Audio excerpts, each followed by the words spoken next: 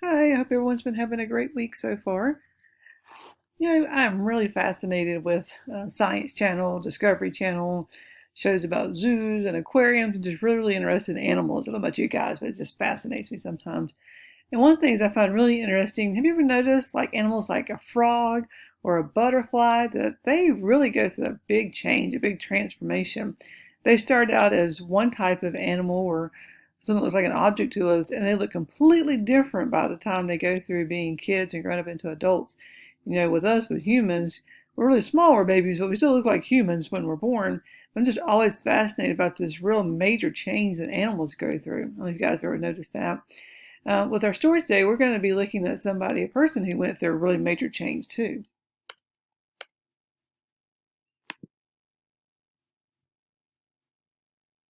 God's story, Paul. So part of God's story is about a man named Paul, and it begins like this. Paul was born in a city called Tarsus. Back then, being born in Tarsus was about as cool as being born in an amusement park. So Paul thought he was cooler than other people, especially the ones who were following Jesus.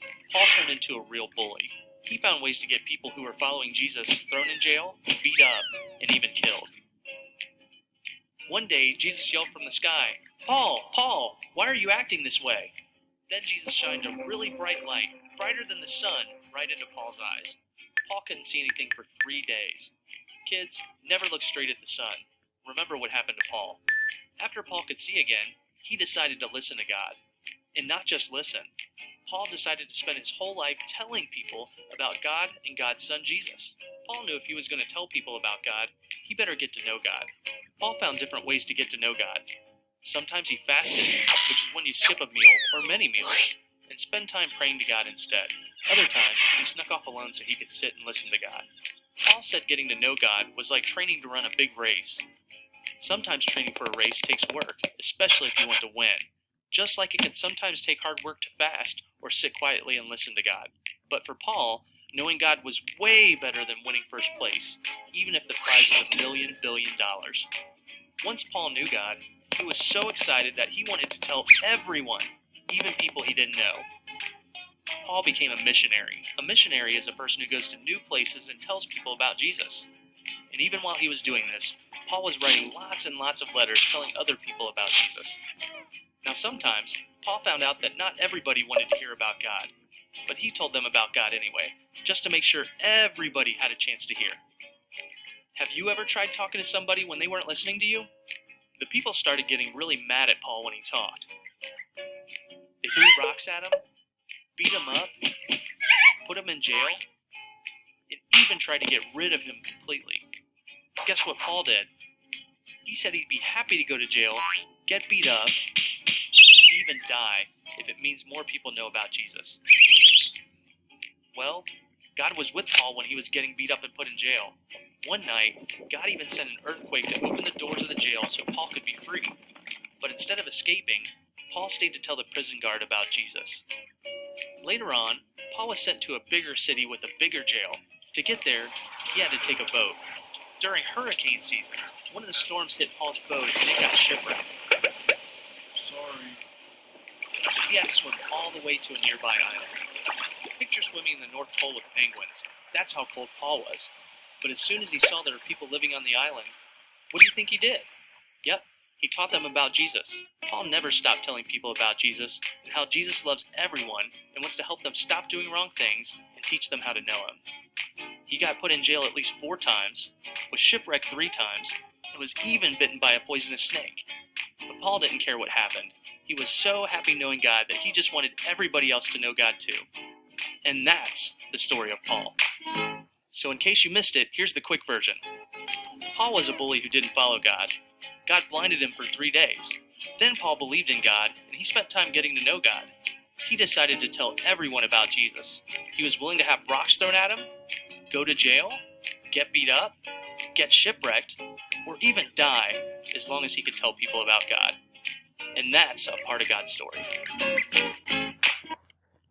I love these great stories about the men who knew Jesus and worked with him. What a great story about Paul and about this transformation change that he went through for someone who was really mean to Christians and didn't follow God's word, to having that change of heart, becoming a true Christian, and spend the rest of his life trying to tell others about God.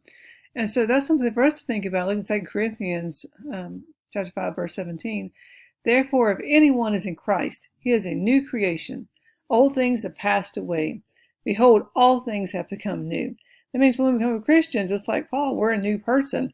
We are focused on, like Paul said, strengthening our understanding through reading the Bible and praying and going to church so that we understand God's word, helping out with others, either through volunteering or things that we do or actions.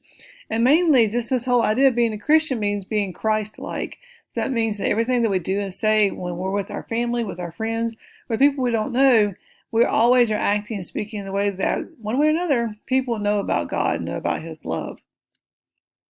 Kind of think about that with our song for today, what that means in our lives.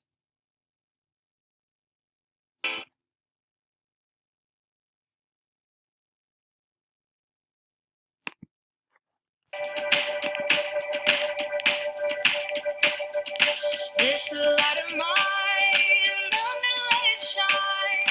This little light of mine, I'm gonna let it shine. This little light of mine, I'm gonna let it shine. Let it shine, let it shine, let it shine.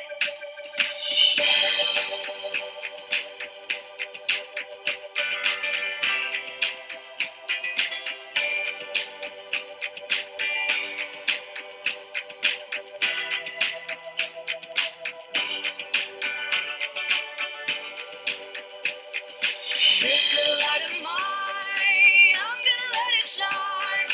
This little light of mine, I'm gonna let it shine. This little light of mine, I'm gonna let it shine. Let it shine, let it shine, let it shine. Jesus is the light, I'm gonna let him shine. Jesus is the light, I'm gonna let him shine. Jesus is the light, I'm gonna let him shine. Let him shine, let him shine, let him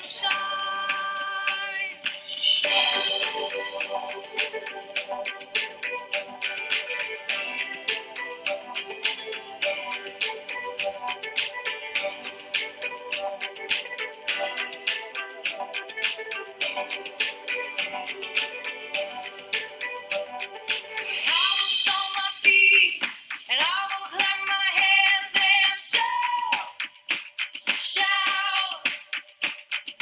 I will run around and I'll jump off the ground and shout.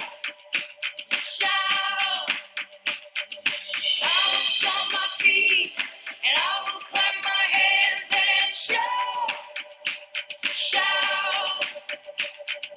I will run around, I'll jump off the ground and shout. This little light of mine, I'm gonna let it shine. This little light of mine, I'm gonna let it shine. This little light of mine, I'm gonna let it shine. Let it shine, let it shine, let it shine. And I will stomp my feet, and I will clap my hands and shout. I will run around, and I'll jump off the ground and shout. Jesus is the light, and I'm gonna let him shine. Jesus is the light, I'm gonna let him shine.